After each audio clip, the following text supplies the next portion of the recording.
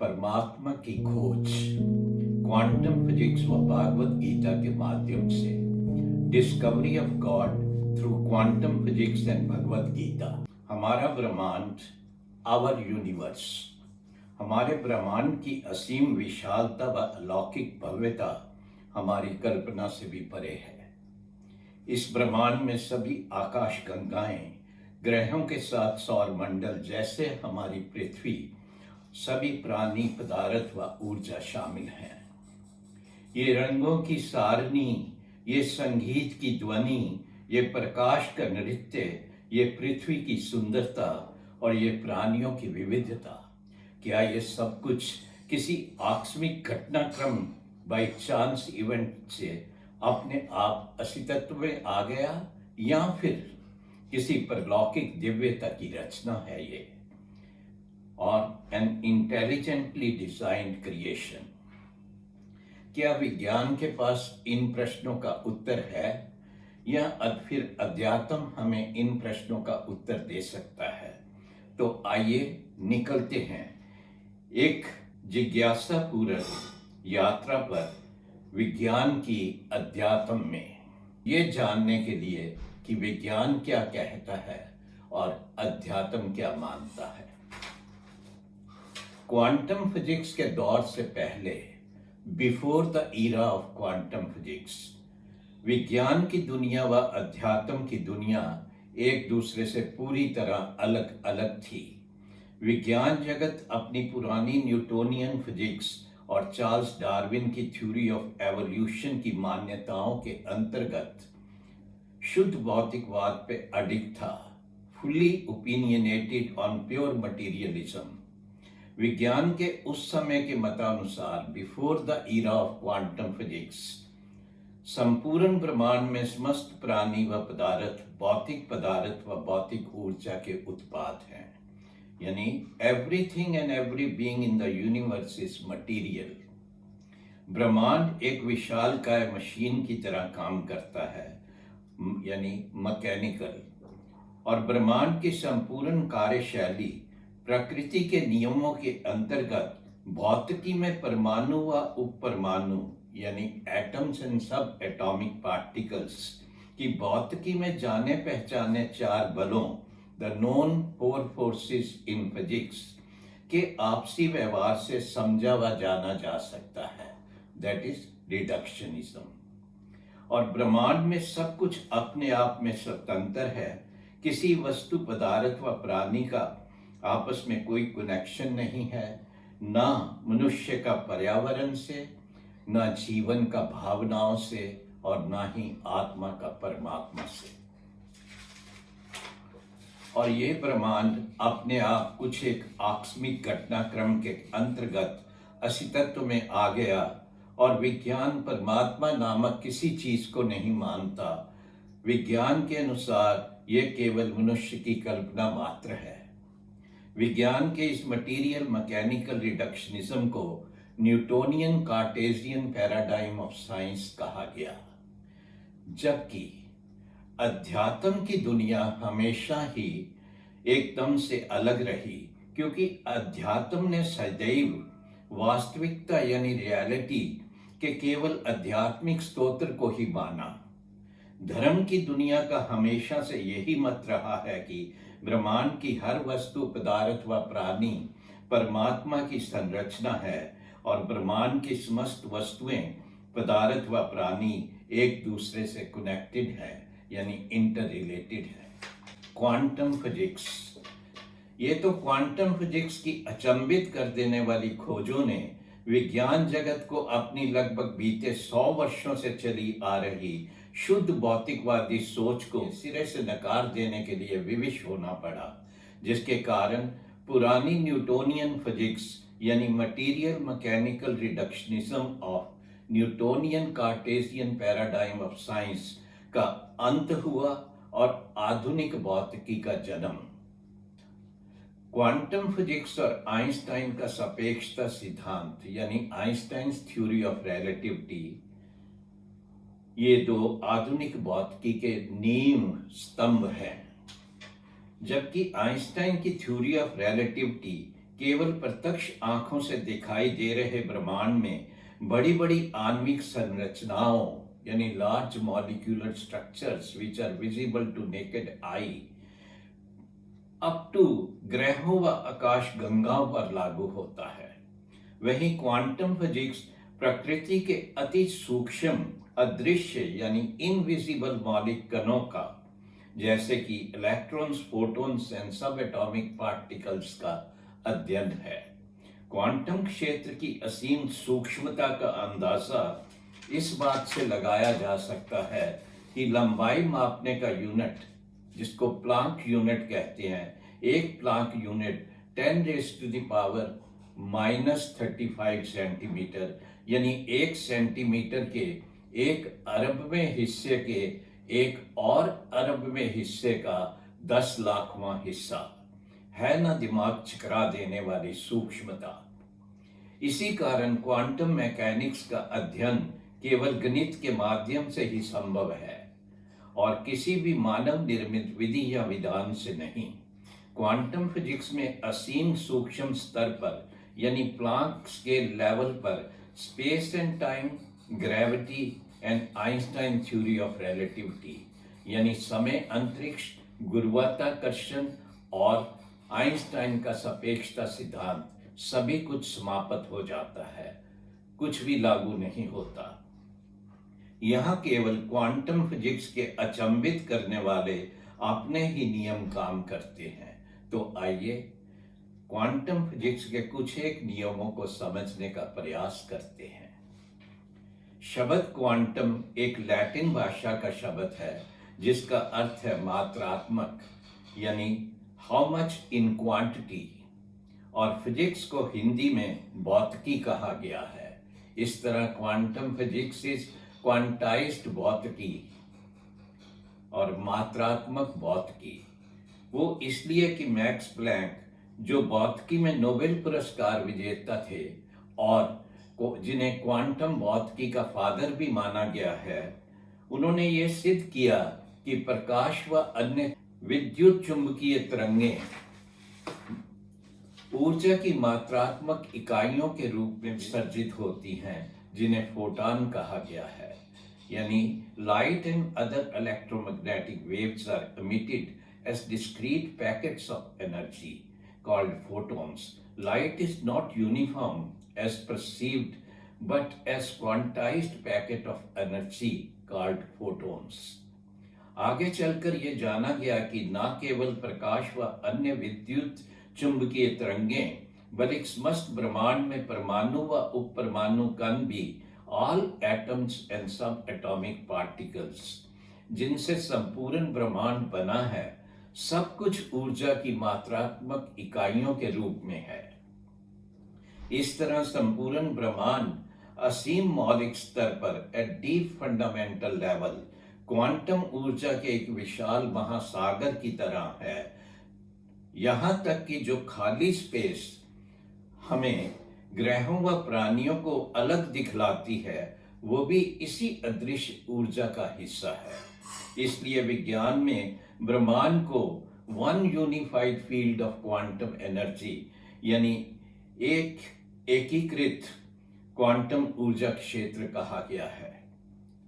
इस तरह ब्रह्मांड के मौलिक स्तर पर कुछ भी अलग अलग नहीं है। सब वस्तुएं, पदार्थ व प्राणी मौलिक स्तर पर एट डीप फंडामेंटल लेवल बस यही क्वांटम ऊर्जा है। Niels Bohr and Albert Einstein, जो दोनों नोबेल पुरस्कार विजेता रहे, उन्होंने ये सिद्ध कर दिखाया कि परमाणु व उपपरमाणु कण यानी एटम्स एंड सब एटॉमिक पार्टिकल्स एक कण स्वरूप में भी हो सकते हैं इन ए पार्टिकल फॉर्म, और अपनी प्राकृतिक अवस्था में एक तरंग स्वरूप में भी हो सकते हैं यानी कि वेव फॉर्म। यानी atoms and subatomic particle exist as particle और इन वेव फॉर्म। क्वांटम भौतिकी में इसे वेव पार्टिकल ड्यूअलिटी कहा गया है, जबकि कण स्वरूप पार्टिकल फॉर्म एक भौतिक वास्तविकता है यानी फिजिकल रियलिटी। तरंग रूप इन वेव फॉर्म ये केवल अभौतिक कंपन तरंग आवृत्तियां हैं as non-physical vibrating wave frequency patterns, जिनको वास्तविक नहीं माना जा सकता. Waveform collapses into a particle only by an act of observation, and for an observation a conscious observer is absolutely mandatory. ये केवल अवलोकन की प्रक्रिया से, अवलोकन यानी ऑब्जर्वेशन, तरंग रूप एक भौतिक कण स्वरूप में रूपांतरित होता है.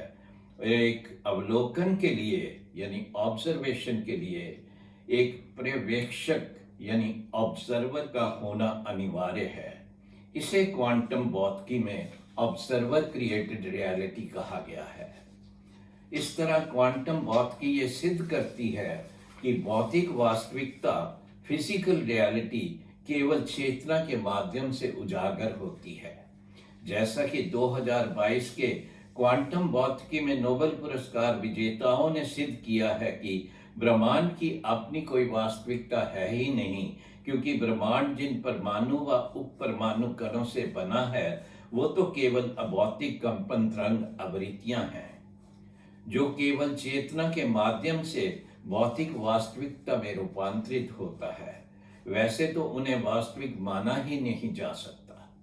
यूं भी असीम सूक्ष्म स्तर पर, at deep fundamental level, that is at Planck scale level, ब्रह्मांड केवल अभौतिक कंपन तरंग आवृत्तियां हैं, non physical vibrating wave frequency patterns, जिन्हें विज्ञान में स्ट्रिंग्स कहा गया है. और इसलिए संपूर्ण ब्रह्मांड को सुपर स्ट्रिंग फील्ड और क्वांटम वेव फंक्शन फील्ड भी जाना गया है. डॉक्टर जेम्स गेट्स, जो मैरीलैंड यूएसए विश्वविद्यालय में गणित व कंप्यूटर प्रौद्योगिकी के प्रोफेसर हैं और भूतपूर्व यूएसए के प्रेसिडेंट बराक ओबामा के चीफ साइंटिफिक एडवाइजर भी रह चुके हैं, उन्होंने ये सिद्ध किया मैथमेटिक्स की और कंप्यूटर टेक्नोलॉजी के माध्यम से स्ट्रिंग्स में कंप्यूटर कोडेड डाटा है, यानी इंफॉर्मेशन, मीनिंगफुल इंफॉर्मेशन है. मैक्स प्लैंक, क्वांटम भौतिकी के पिता, ने भी ब्रह्मांड यानी सुपर स्ट्रिंग फील्ड को मैट्रिक्स नाम दिया था, यानी एक कंप्यूटर जनरेटेड इंफॉर्मेशन फील्ड, जिसपे हॉलीवुड ने फिल्म भी बनाई थी. इस तरह क्वांटम भौतिकी की खोजों ने ओल्ड न्यूटोनियन फिजिक्स यानी material mechanical reductionism of Newtonian Cartesian paradigm of science के शुद्ध भौतिकवाद को जड़ों से उखाड़ फेंका और ये भी सिद्ध कर दिखाया कि हमारे ब्रह्मांड की उत्पत्ति कोई आकस्मिक घटना यानी चांस इवेंट नहीं है, बल्कि इंफॉर्मेशन यानी जानकारियों पर आधारित है और चेतना के माध्यम से ब्रह्मांड की वास्तविकता उजागर होती है. यहाँ अगर हम गंभीरता से सोचें तो सूचना प्रौद्योगिकी यानी इंफॉर्मेशन टेक्नोलॉजी में meaningful information and computer coded data को एक सॉफ्टवेयर के रूप में जाना जाता है और एक सॉफ्टवेयर प्रोग्राम केवल एक बुद्धिमान दिमाग ही बना सकता है, क्योंकि कभी भी कहीं भी भौतिक पदार्थ से अपने आप meaningful and purposeful software program उत्पन्न ना हुआ है, ना कभी हो सकता है. इस तरह जीवन की शुद्ध भौतिक उत्पत्ति की संभावनाओं को खारिज किया जाता है.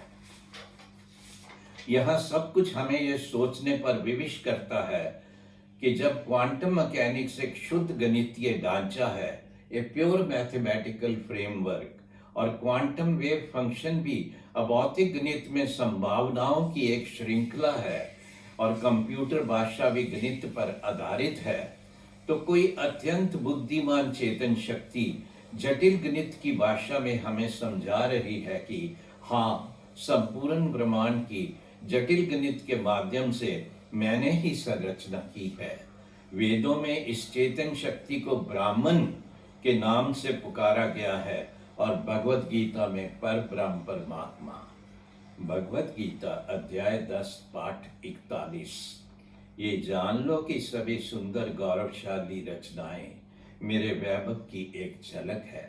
भगवत गीता वेद व उपनिषद. भगवत गीता में शब्द भगवत का अर्थ है दिव्य यानी डिवाइन और गीता मीन्स ए गीत, ए सॉन्ग। इस तरह भगवत गीता का अर्थ हुआ एक दिव्य गीत।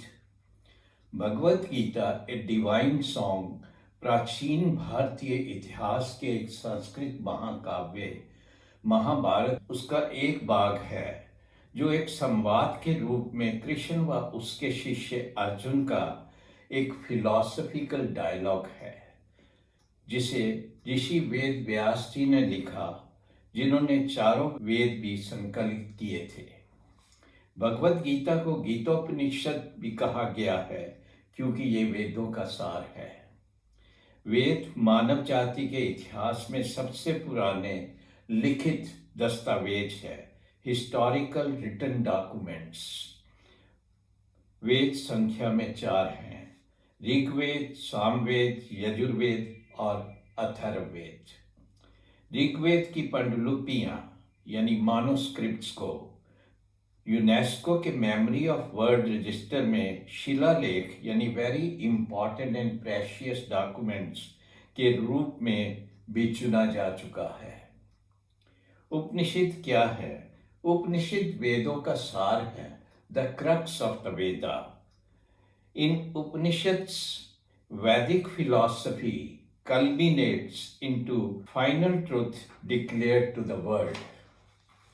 Niels Bohr and Irwin Schrodinger, जो दोनों नोबेल पुरस्कार विजेता थे भौतिकी में, वेदों के बारे में अपने विचार यूं प्रकट करते हैं। हम वैदिक ग्रंथों को बहुत शौक से पढ़ते हैं। हमने देखा कि क्वांटम भौतिकी में हमारे प्रयोग वेदों में पढ़ी गई बातों के अनुरूप है। नील्स बोहर आगे लिखते हैं, मैं प्रश्न पूछने के लिए उपनिषदों में जाता हूँ। भगवत गीता का आध्यात्मिक एकता व अंतर्निहित दिव्यता यानी spiritual unity and inherent divinity का सिद्धांत, जिसे वेदांत कहा गया है, एक दिव्य ज्ञान है। क्वांटम भौतिकी के अनुसंधान के अंतर्गत वेदांत दर्शन यानी वेदांता फिलॉसफी को पूर्ण रूप से समर्थन मिल रहा है। वेदांत दर्शन, जो कि हजारों वर्ष पुरानी फिलॉसफी के अनुसार ब्रह्मांड में हर वस्तु, पदार्थ व प्राणी एक ही दिव्य चेतना से परिपूर्ण है। इस तरह ब्रह्मांड में कुछ भी अलग अलग नहीं है, वो दिव्य चेतना ही हम सब का एक ही जीवन स्तोत्र है और समस्त पदार्थ व प्राणी इसी दिव्य चेतना का अंश है। ईशावास्यो उपनिषद का ये श्लोक इस तरह वैधांतिक फिलॉसफी को समझाता है। ओम पूर्णमिदा पूर्णमिदं पूर्णाति पूर्णमुदच्यते पूर्णस्य पूर्णमिदाय पूर्णमेवावशिष्यते। अर्थात परमात्मा सब प्रकार से सदा सर्वदा परिपूर्ण है। ये जगत भी उस पर ब्रह्म परमात्मा से पूर्ण है। इस पूर्ण को, ब्रह्म यानी यूनिवर्स को पूर्ण से निकाल लेने पर भी वह पूर्ण रहता है। आज क्वांटम भौतिकी में वेदांत दर्शन को वेदांत की भाषा में समझा व माना जा रहा है। हैंस डुआन पीटर, जो जर्मनी स्थित प्लांक इंस्टीट्यूट में आइंस्टाइन व हाइजेनबर्ग दोनों नोबेल पुरस्कार विजेता के उत्तराधिकारी रह चुके हैं, लिखते हैं, जब भी मैं क्वांटम फिजिक्स पे लेक्चर देता हूँ, मुझे लगता है मैं वेदांत पर बोल रहा हूँ। वैसे भी भगवत गीता स्पिरिट मैटर यानी विज्ञान में जिसे डार्क मैटर व डार्क एनर्जी कहा गया है, उसका ज्ञान है। जैसे भगवत गीता का ये श्लोक अध्याय 10 पाठ 32, हे अर्जुन, सभी रचनाओं का मैं ही शुरुआत, अंत भी मैं ही हूँ और मध्य भी मैं। सभी विज्ञानों में स्वयं यानी सेल्फ का भी आध्यात्मिक ज्ञान हूँ और तर्कशास्त्रियों यानी लॉजिशियंस का निर्णायक सत्य हूँ, कंक्लूसिव ट्रुथ। यानी भगवत गीता विज्ञान में जिस स्पिरिट मैटर को dark matter and dark energy कहा गया है, उसका विज्ञान है। क्योंकि भगवत गीता के अनुसार स्वयं यानी सेल्फ, जो कि मन, बुद्धि व अहंकार का घटक है वो डार्क पदार्थ व डार्क ऊर्जा का अदृश्य उत्पाद है। जाहिर है कुछ एक संशयवादी डाउटर्स भगवत गीता के इस दावे को गलत व बेबुनियाद करार देंगे कि एक हजारों वर्ष पुराना दार्शनिक संवाद उस dark matter and dark energy का ज्ञान कैसे हो सकता है जिसे आज तक आधुनिक विज्ञान भी नहीं समझ पाया, और वो भी बिना किसी प्रयोगात्मक साक्ष्य के, यानी without any experimental evidence. Bhagavad Gita अपनी प्रिस्टाइन ग्लोरी में स्पष्ट करती है कि क्वांटम मैकेनिक्स एक शुद्ध गणितीय ढांचा है, ए मैथमेटिकल फ्रेमवर्क, जिसका अध्ययन केवल जटिल गणित से ही हो सकता है, और प्राचीन भारतीय ऋषि मुनि गणित विज्ञान के प्राकंड पंडित थे। जैसा कि विज्ञान जगत के सुपर जीनियस निकोला टेस्ला लिखते हैं, प्राचीन भारतीय ऋषि मुनियों को ब्रह्मांड के अति जटिल नियमों, गणितीय सूत्रों और सूक्ष्म कार्य की वो समझ थी जिसकी हम आज कल्पना भी नहीं कर सकते। दुनिया के महानतमक वैज्ञानिक एल्बर्ट आइंस्टाइन भी भगवत गीता पर अपने विचार ऐसे साझा करते हैं। जब भी मैं भगवत गीता पढ़ता हूँ और मनन करता हूँ कि इस ब्रह्मांड को परमात्मा ने कैसे बनाया, तो बाकी सब कुछ अनावश्यक यानी सुपरफ्लुअस लगता है। वेदों में ब्राह्मण द क्रिएटर, वेदों में ब्राह्मण को एकमात्र सृष्टिकर्ता the creator of the universe जाना गया है। ब्राह्मण को इसलिए एका the one and the only one भी कहा गया है। भगवत गीता में ब्राह्मण को परब्रह्म परमात्मा इसलिए कहा गया है क्योंकि ब्राह्मण ने सृष्टि की रचना सृष्टि से परे रहकर की है। शब्द पर का अर्थ है परे यानी फ्रॉम बियॉन्ड, एंड ब्रह्म का अर्थ है सृष्टि यानी द यूनिवर्स, और ब्राह्मण को परमात्मा भी कहा गया है। शब्द परमात्मा परम प्लस आत्मा से बना है। यहाँ परम का अर्थ है सुप्रीम एंड आत्मा का अर्थ है सोल। इस तरह ब्राह्मण को सुप्रीम सोल माना गया है, यानी परमात्मा ब्राह्मण सृष्टि से परे रहकर उसने सृष्टि की रचना की। पर ब्रह्म परमात्मा, ब्राह्मण एक संस्कृत भाषा का शब्द है जो दो शब्दों के जोड़ से बना है, ब्रह प्लस मन। ब्रह शब्द का अर्थ है एक निरंतर विस्तारित हो रही स्थिति, और मन यानी माइंड। इस तरह ब्राह्मण शब्द का अर्थ हुआ एक निरंतर विस्तारित हो रहा मन, यानी एन एवर एक्सपेंडिंग माइंड। कितनी खूबसूरत बात है कि विज्ञान आज ये जान पाया है कि हमारा ब्रह्मांड निरंतर विस्तारित हो रहा है।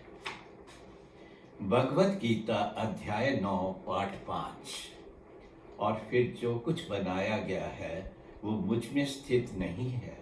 मेरे रहस्य में ऐश्वर्य को देखो। यद्यपि मैं परमात्मा सभी जीवित इकाइयों यानी लिविंग एंटिटीज का रखवाला हूँ, यद्यपि मैं सब जगह हूँ, मैं इस ब्रह्मांडीय अभिव्यक्ति में नहीं हूँ, क्योंकि मैं सृष्टिकर्ता इस सृष्टि का स्तोत्र हूँ। भगवत गीता यहाँ स्पष्ट करती है कि ब्राह्मण ने सृष्टि की रचना सृष्टि से परे रहकर की है, वो सृष्टि के भीतर नहीं है। इस तरह भगवत गीता स्पष्ट रूप से उन संशयवादियों को समझाती है, द डाउटर्स और एथिस्ट। जब नास्तिक लोग इस तर्क से परमात्मा को नकारते हैं कि अगर परमात्मा है तो वो दिखाई क्यों नहीं देता, और क्यों हम उसे ब्रह्मांड में ढूंढ नहीं सकते।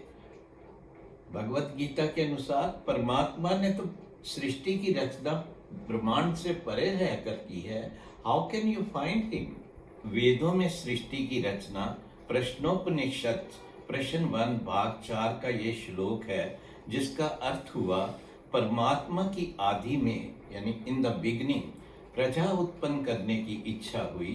परमात्मा ने संकल्प रूपी तप किया, मेडिटेटेड ओवर ए वेल थॉट आउट प्लान। परमात्मा ने सर्वप्रथम रई व प्राण का जोड़ा बनाया, जिसे उत्पन्न करने का उद्देश्य था नाना प्रकार की सृष्टि को उत्पन्न करना। सांख्य दर्शन कपिल स्कूल ऑफ थॉट में रई को ऑर्डिनरी विजिबल मटेरियल एनर्जी और प्राण को इनविजिबल मटेरियल एनर्जी, जिसे विज्ञान में डार्क पदार्थ व डार्क ऊर्जा कहा गया है। Source material for creation, from where everything came. एका ने सृष्टि सृजन के लिए सामग्री एवरीथिंग फ्रॉम नथिंग, अपनी विचार तरंगों थॉट वेव्स को शब्द ब्राह्मण द्वारा व्यक्त करते हुए sound wave vibrational frequency pattern से, यानी मंत्रोच्चारण की ध्वनि कंपन तरंग आवृत्तियों से रई व प्राण का निर्माण किया।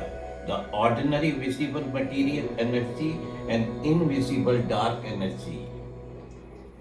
एका ने अपने मन में संकल्पित प्लान के अंतर्गत तपस से रई और प्राण से न केवल संपूर्ण ब्रह्मांड की निर्माण सामग्री बनाई, बल्कि अपनी विचार शक्ति के माध्यम से 3 चेत ऊर्जा प्राणी भी बनाए, जिन्हें रई व प्राण से ब्रह्मांड की रचना का कार्यभार सौंपा और शक्तियां दी, as per his कॉन्सीव्ड plan. Bhagavad Gita अध्याय 10 पाठ 6।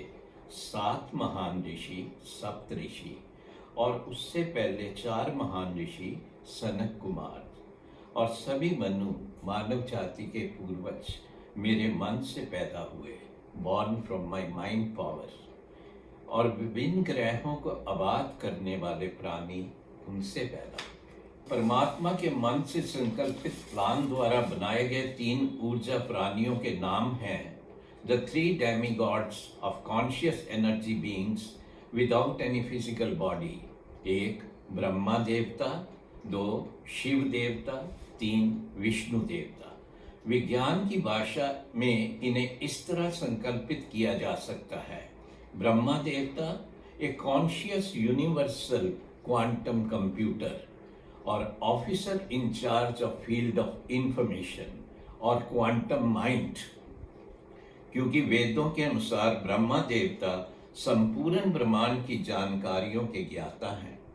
शिव देवता विज्ञान की भाषा में शिव देवता को officer in charge of quantum field यानी स्पिरिट एनर्जी के देवता माना गया है, जिसको विज्ञान की भाषा में dark energy and dark matter कहा जाता है।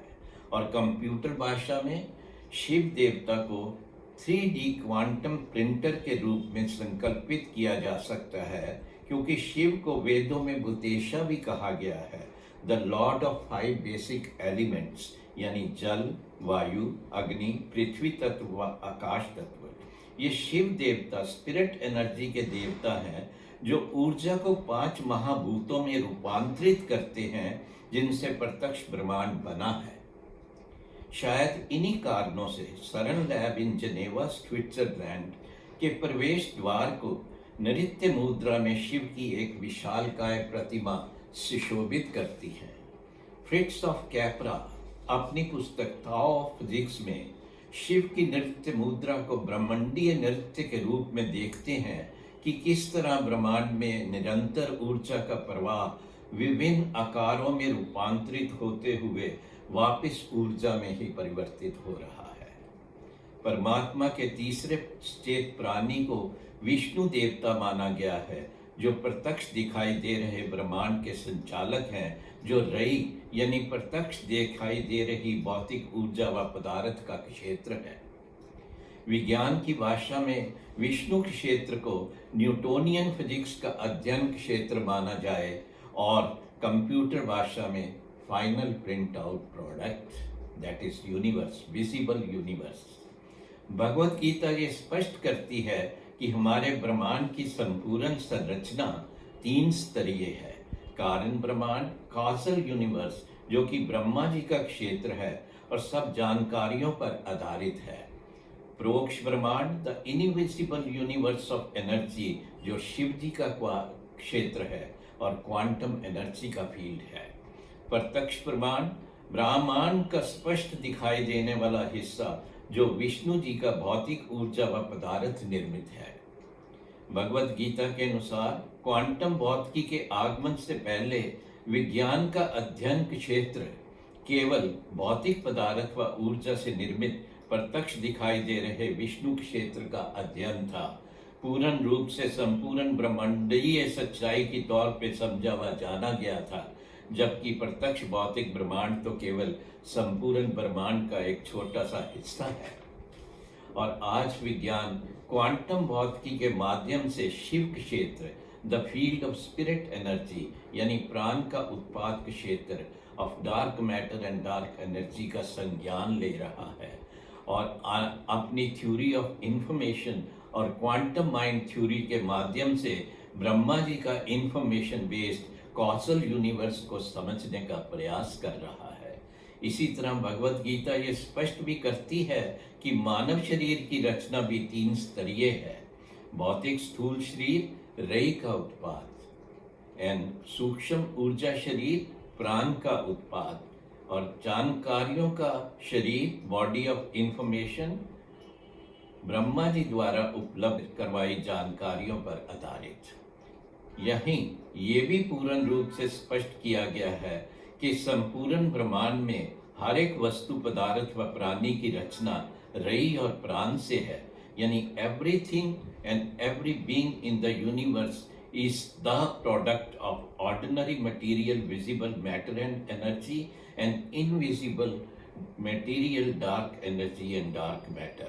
और समस्त ब्रह्मांड की रचना व कार्यशैली ब्रह्मा जी द्वारा उपलब्ध जानकारियों यानी इंफॉर्मेशन पर आधारित है।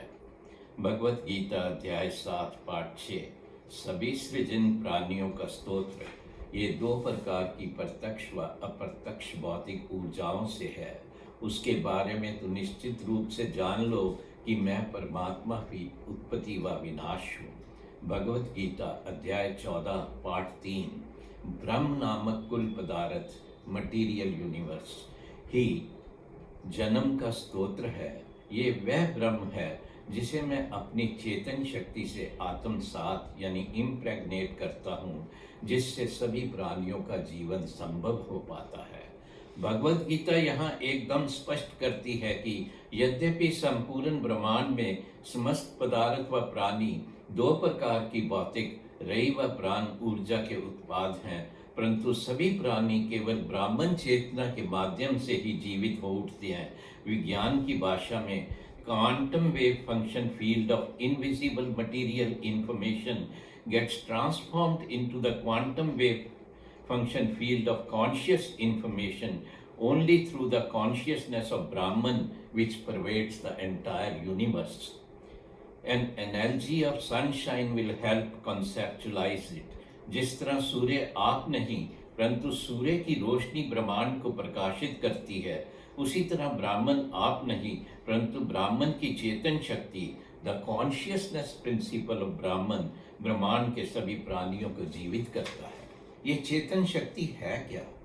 द कॉन्शियसनेस फिनोमिनन, ये चेतना ही है जिसके माध्यम से हम जीवित व जागरूक हैं और केवल चेतना से ही हम अपनी स्वयं यानी सेल्फ की भावना के साथ अपने अंदर व आसपास हो रही गतिविधियों के प्रति जागरूक भी हैं। पर यह चेतना आती कैसे है? क्या चेतना मानव मस्तिष्क से उत्पन्न होती है या फिर किसी बाहरी आयाम से मानव मस्तिष्क में प्रवेश करती है? अगर विज्ञान की माने तो विज्ञान में अधिकतर वैज्ञानिकों के मतानुसार मानव मस्तिष्क को निरंतर प्राप्त हो रही जानकारियों के सामूहिक एकीकरण व संसाधन से चेतना का निर्माण मानव मस्तिष्क ही करता है। परंतु यहाँ विज्ञान को ये भी तो समझना होगा कि केवल एक पहले से ही चेतन मस्तिष्क जानकारियों का सामूहिक एकीकरण व संसाधन कर सकता है।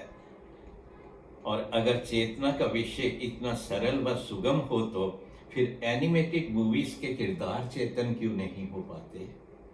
इसके अलावा भी विज्ञान के पास चेतना के विषय में कोई तर्क संगत उत्तर नहीं है।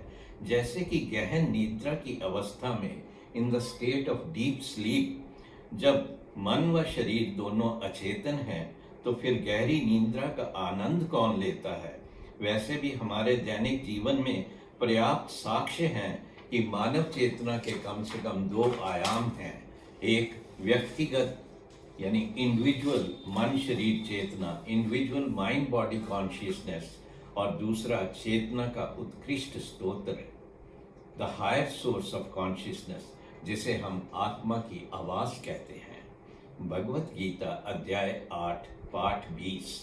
फिर भी एक अव्यक्त कारण है जो दोनों प्रगट व अप्रगट ऊर्जाओं यानी रई व प्राण के अलावा शाश्वत व परलौकिक है, इटर्नल एंड ट्रांसडेंटल। ये सर्वोच्च है, वह कभी भी नष्ट नहीं होता। जब समस्त सृष्टि का विनाश हो जाता है तो ये हिस्सा वैसे ही रहता है। भगवत गीता अध्याय 13 पाठ 34। जिस तरह सूरज की रोशनी ब्रह्मांड को प्रकाशित कर देती है, इसी तरह अकेली आत्मा से समस्त शरीर चेतन हो उठता है। इस तरह भगवत गीता अपने दिव्य ज्ञान से ये स्पष्ट करती है कि ब्राह्मण चेतना शाश्वत व परलौकिक है, इटर्नल एंड ट्रांसडेंटल। ब्राह्मण चेतना ब्रह्मांड में सर्वव्यापक है। प्रत्येक आत्मा ब्राह्मण चेतना का अंश है और ब्रह्मांड में हर एक प्राणी इसी ब्राह्मण चेतना से जीवित होता है, और ये आत्मा अंश हर प्राणी में एक ही ब्राह्मण चेतना है। उदाहरणतः जैसे एक मछली पानी के विशाल सागर में जीवित है, परंतु सागर के जल का निर्माण मछली नहीं करती, बल्कि मछली तो केवल अपनी व्यक्तिगत जागरूकता, व्यक्तिगत मन शरीर चेतना का ही निर्माण कर सकती है, जो बिल्कुल विज्ञान में मस्तिष्क निर्मित चेतना मॉडल की तरह है। इसी तरह प्रत्येक प्राणी चेतना के विशाल ब्रह्मांडीय ब्राह्मण चेतना के सागर में जीवित है, परंतु हर प्राणी अपनी व्यक्तिगत विशिष्ट मन शरीर चेतना का अपने मस्तिष्क को निरंतर मिल रही जानकारियों के सामूहिक एकीकरण व संसाधन से अपने ही मस्तिष्क में निर्माण करता है। यहाँ ध्यान देने योग्य तथ्य ये है कि जहाँ ब्राह्मण चेतना आत्मा रूपी अंश संपूर्ण ब्रह्मांड में समस्त प्राणियों की एक ही ब्राह्मण चेतना है, जिससे प्रत्येक प्राणी जीवित हो उठता है, वहीं व्यक्तिगत मन शरीर चेतना जो मस्तिष्क निर्मित जागरूकता है, प्रत्येक प्राणी में अपनी अपनी अलग व अनुपम है। Mind body consciousness is different and unique in every individual living being, like individual specific and unique DNA profile। Bhagavad Gita अपने दिव्य ज्ञान से व्यक्तिगत मन शरीर चेतना यूं दर्शाती है। भगवत गीता अध्याय 7 पाठ 4।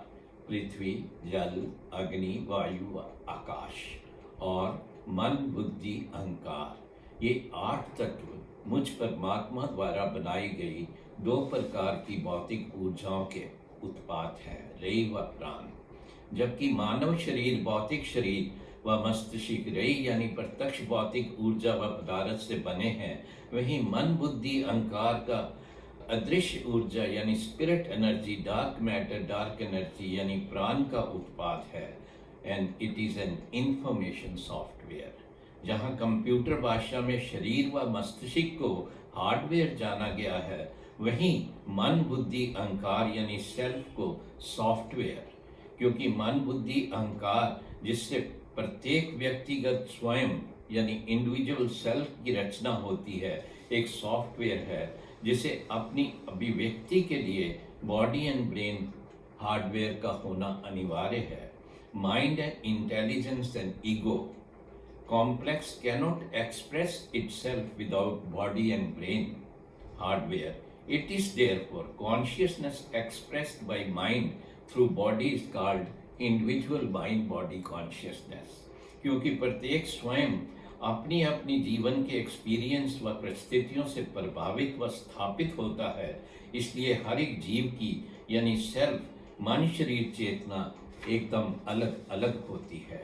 भगवत गीता के अनुसार प्रत्येक आत्मा असल में एक जीवात्मा है। जीवा प्लस आत्मा, ये तो केवल सरलतावश आत्मा कहा जाता है, जबकि आत्मा अंश सभी प्राणियों में एक ही ब्राह्मण चेतना का अंश है, जिससे प्रत्येक प्राणी जीवित हो उठता है।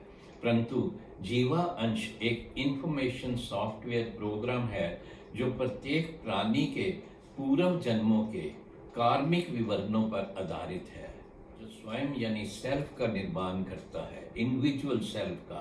क्योंकि किसी भी प्राणी का पूर्व जन्मों का कार्मिक विवरण एक जैसा नहीं हो सकता, इसलिए हर एक प्राणी में माइंड इंटेलिजेंस ईगो कॉम्प्लेक्स यानी व्यक्तिगत विशिष्ट व अनुपम होगा, individual specific and uniquely different, that is responsible for the diversity in self. विज्ञान की भाषा में जीवा creates innate destiny and individual self-specificity, individual DNA profile, and individually different and unique mind-body consciousness of every individual self.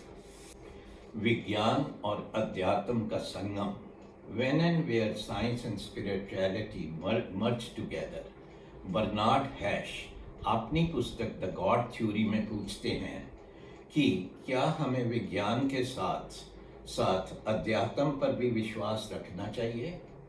वो इसलिए कि जैसे विज्ञान में डार्विन्स थ्योरी ऑफ एवोल्यूशन और big bang model of universe है तो तर्क संगत लेकिन सबूत से परे है।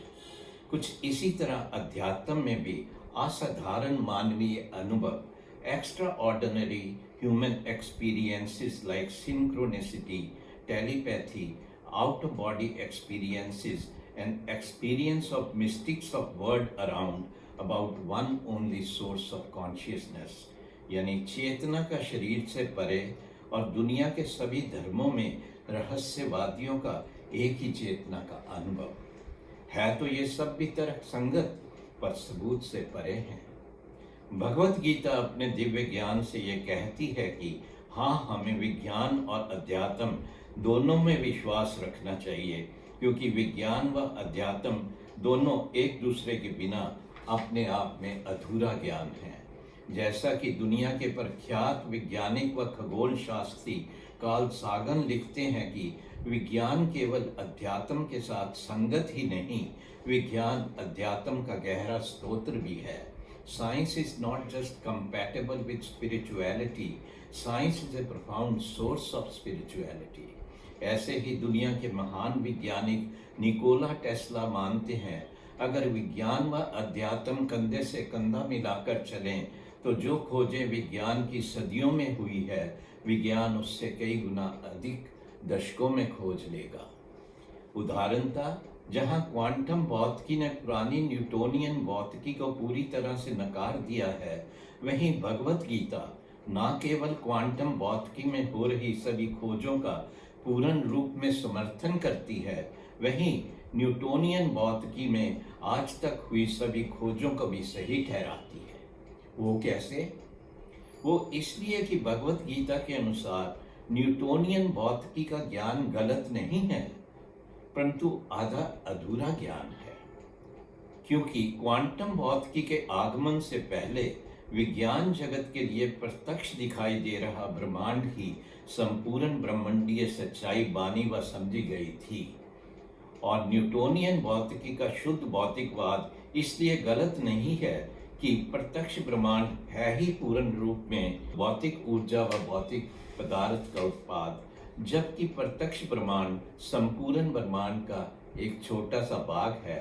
इसलिए न्यूटोनियन भौतिकी का ज्ञान संपूर्ण ब्रह्मांडीय ज्ञान नहीं है, ये तो केवल उसके एक हिस्से जो प्रत्यक्ष दिखाई देने वाला ब्रह्मांड है, जो असल में भौतिक ही है, उसका ज्ञान है।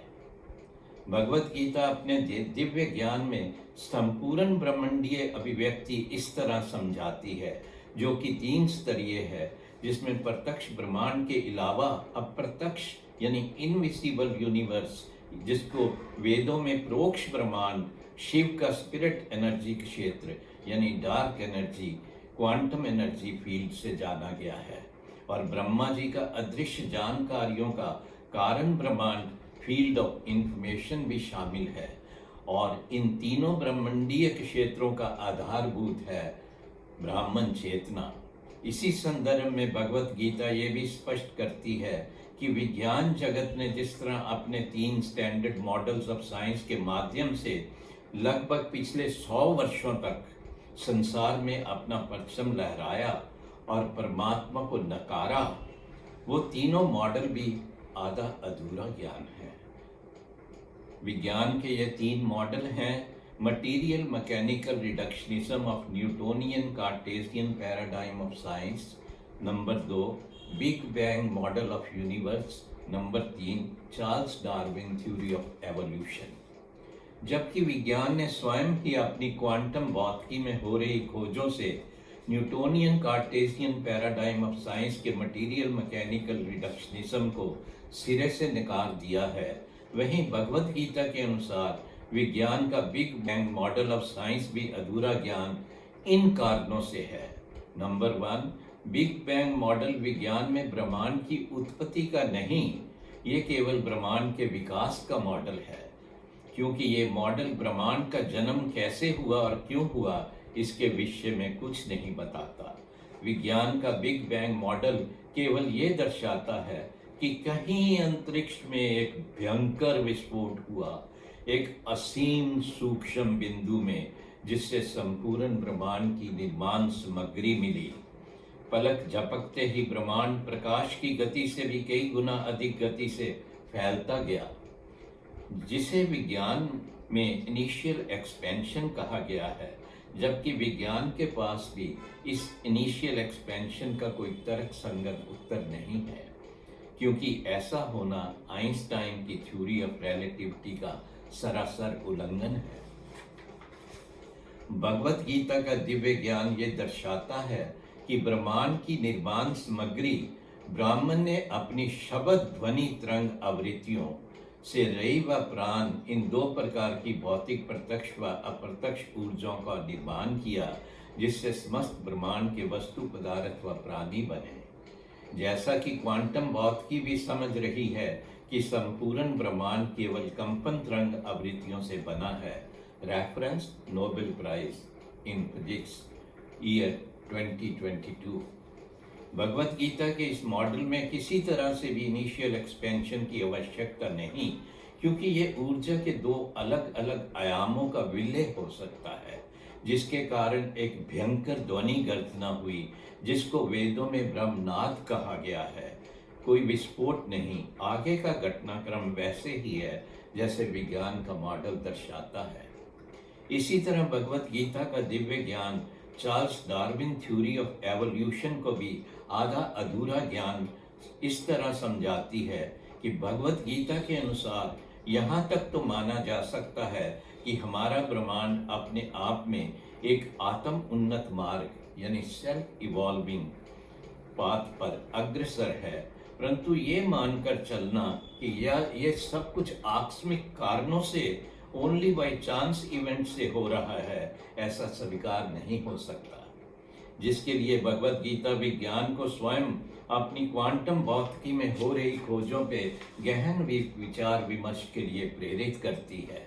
जैसा कि आइंस्टाइन ने यह दिखाया कि स्पेस एंड टाइम यानी समय अंतरिक्ष और one unified field of quantum energy यानी एकीकृत क्वांटम ऊर्जा क्षेत्र आपस में इंटरट्वाइंड है, यानी पूरी तरह से जुड़े हुए हैं, कनेक्टेड हैं।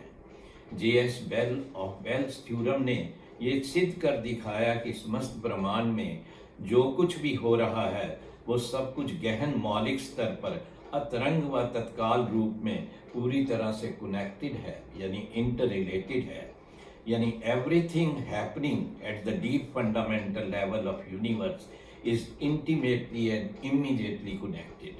क्वांटम भौतिकी ये भी दर्शाती है कि one unified field of quantum energy and underline quantum wave function field के आपसी इंटरेक्शन के बिना ब्रह्मांड में कुछ नहीं हो सकता। क्वांटम माइंड थ्योरी के अंतर्गत ब्रह्मांड में पूर्ण बुद्धिमत्ता है, जहां क्वांटम भौतिकी ने यह सिद्ध कर दिखाया है कि ब्रह्मांड केवल अभौतिक कंपन तरंग आवृत्तियों से बना है, जहां भौतिक वास्तविकता केवल चेतना से उजागर होती है, और चार्ल्स डार्विन की थ्योरी ऑफ एवोल्यूशन में चेतना का जिक्र तक नहीं है। इसी तरह डार्विन थ्योरी ऑफ एवोल्यूशन भी आधा अधूरा ज्ञान है। जहाँ तक मानव चेतना का विषय है, भगवत गीता इस तरह विज्ञान का मार्गदर्शन करती है विज्ञान में अपने माइंड बॉडी कॉन्शियसनेस, इंडिविजुअल मन शरीर चेतना की अवधारणा के साथ साथ आध्यात्मिक ब्रह्मांडीय चेतना, यूनिवर्सल ब्राह्मण कॉन्शियसनेस को भी समझना होगा। क्योंकि ब्रह्मांड में सब कुछ मन शरीर चेतना की पकड़ में नहीं है, वैसे भी मन शरीर चेतना, इंडिविजुअल माइंड बॉडी कॉन्शियसनेस मानव मस्तिष्क द्वारा निर्मित एक भौतिक अवस्था है और समय अंतरिक्ष से स्वतंत्र नहीं है। क्योंकि क्वांटम भौतिकी में गहन मौलिक स्तर पर यानी प्लांक स्केल लेवल पर समय अंतरिक्ष, गुरुत्वाकर्षण व आइंस्टाइन का सापेक्षता सिद्धांत सभी समाप्त हो जाते हैं, परंतु ब्रह्मांड समाप्त नहीं होता और ना ही ब्रह्मांड की कार्यशैली रुकती है। इसके अतिरिक्त ईपीआर फिनोमिना भी समय अंतरिक्ष से परे ब्रह्मांडीय कनेक्टेडनेस यानी क्वांटम एंटेंगलमेंट दर्शाता है। जैसे जब कभी परमाणु व उप परमाणु कण कभी भी कांटेक्ट में आए हों तो कई प्रकाश वर्षों की दूरी से भी कभी भी एक दूसरे की गतिविधियों का तुरंत इमीडिएटली जवाब देते हैं। इन तथ्यों के आधारभूत विज्ञान को अपनी मस्तिष्क निर्मित चेतना मॉडल के साथ साथ ब्रह्मांडीय चेतना, यूनिवर्सल ब्राह्मण कॉन्शियसनेस को जानना होगा, जिसके माध्यम से मानव मस्तिष्क जीवित होता है और तभी वो निरंतर मिल रही जानकारियों का सामूहिक एकीकरण व संसाधन कर सकता है, जिससे व्यक्तिगत विशिष्ट मन शरीर चेतना का निर्माण होता है। इस तरह भगवत गीता अपने दिव्य ज्ञान से ये स्पष्ट करती है कि ब्राह्मण चेतना ही ब्रह्मांड का आधार है और सर्वव्यापक है। ये केवल ब्राह्मण चेतना आत्मा अंश से ही ब्रह्मांड में सभी प्राणी जीवित होते हैं। जहाँ तक विज्ञान का ये मानना है कि कोई परमात्मा नहीं है, भगवत गीता विज्ञान के इस मत को सिरे से नकारती है। वो इसलिए कि विज्ञान अपनी ही क्वांटम भौतिकी में हो रही खोजों से ये जान चुका है कि क्वांटम वेव फंक्शन एक अभौतिक गणितीय संभावनाओं की श्रृंखला है। Mathematical probability wave function means information है। विज्ञान की थ्योरी ऑफ इंफॉर्मेशन और क्वांटम माइंड थ्योरी के अंतर्गत हमारा 3D ब्रह्मांड, it is emerging from 2D information that is Hilbert space, जो कि अभौतिक जानकारियों का क्षेत्र है, जो स्पेस एंड टाइम से भी और अधिक मौलिक अवधारणा है। विज्ञान ये भी समझता है कि meaningful information and computer coded data कभी भी कहीं भी भौतिक पदार्थ का उत्पाद हो ही नहीं सकता। इसके पीछे एक अत्यंत चेतन दिमाग का होना अनिवार्य है, जिसे हम अभी तक विज्ञान में पूरी तरह समझ नहीं पा रहे, परंतु वेदों में इसे ब्राह्मण के नाम से जाना व समझा जा चुका है। Brahman, an ever expanding mind, who is the one and only one creator of the universe. Bhagavad Gita में जिसे पर ब्रह्म परमात्मा कहा गया है, यानी the creator has created the universe from beyond the universe, that is why nobody can find Brahman in this universe. He can only be realised in mind body consciousness through his science in creation. इन सब तथ्यों के आधारभूत quantum भौतिकी, आधुनिक विज्ञान व भगवत गीता के दिव्य ज्ञान के माध्यम से यहाँ ब्रह्मांड की उत्पत्ति व संचालन पर एक नया सिद्धांत प्रस्तावित किया जाता है, रचनात्मक विकास सिद्धांत, यानी क्रिएटिव एवोल्यूशन ऑफ यूनिवर्स, जिसके अंतर्गत हमारा ब्रह्मांड एक उद्देश्यपूर्ण संरचना है, जिसे एक अत्यंत बुद्धिमान चेतन शक्ति ने, जो ब्रह्मांड से परे है और वेदों में जिसे ब्राह्मण कहा गया है, आपने मन में संकल्पित प्लान के अंतर्गत बनाया है। और हमारे ब्रह्मांड का संचालन यानी कार्यशैली पूर्व नियोजित व स्वचालित ढंग में, pre programmed and automated form में ऐसे हो रहा है कि हमारा ब्रह्मांड अपने आप ब्रह्मांड में निरंतर उपलब्ध हो रही जानकारियों को संसाधित व संशोधित करता हुआ एक आत्म उन्नत मार्ग पर अग्रसर है, सेल्फ इवॉल्विंग यूनिवर्स। वैदिक काल में उस समय की भाषा में ब्राह्मण को श्रद्धा व प्रेम से कृष्णा के नाम से पुकारा गया। आप भी अपनी भाषा में कृष्णा को किसी भी नाम से पुकार सकते हो, जब तक आपका दिया नाम केवल एक ही ब्रह्मांड के रचयिता यानी ब्राह्मण को दर्शाता हो। जैसे पिता को फादर, अब्बा या बाप भी कहा जा सकता है। अंधकार से प्रकाश की ओर। जय श्री कृष्णा। ओम तत्सत।